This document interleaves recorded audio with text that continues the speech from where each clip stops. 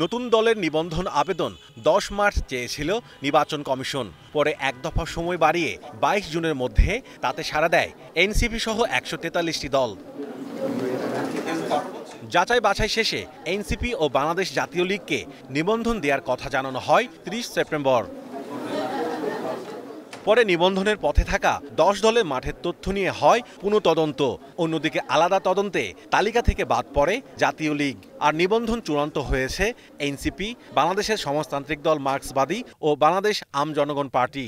Um Janatar Dal, Bangladesh justice and development party, Bhasani Janashakti party, Bangladesh বেকার মুক্তি পরিষদ, জনতার দল, মৌলিক বাংলা, জনতার পার্টি, বাংলাদেশ গণতান্ত্রিক পার্টি, এই 8টা দলের সঠিকতা না পাওয়ার জন্য নামঞ্জুর করা হয়েছে। তাহলে আমরা 3টা দলের কাগজপত্র সঠিকতা পেয়েছি এবং সেই 3টার দল হচ্ছে বাংলাদেশ সমাজতান্ত্রিক দল মার্ক্সবাদী, বাংলাদেশ আম জনগণ পার্টি এবং জাতীয় নাগরিক পার্টি এনসিপি।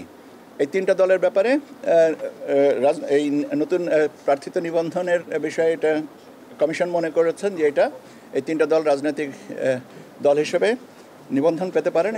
বুধবার এই 3 দলের নিবন্ধনের বিজ্ঞপ্তি দেয়া হচ্ছে পত্রিকায়। 12 নভেম্বর পর্যন্ত দাবি আপত্তি নিষ্পত্তি, তারপর দেয়া হবে চূড়ান্ত সনদ।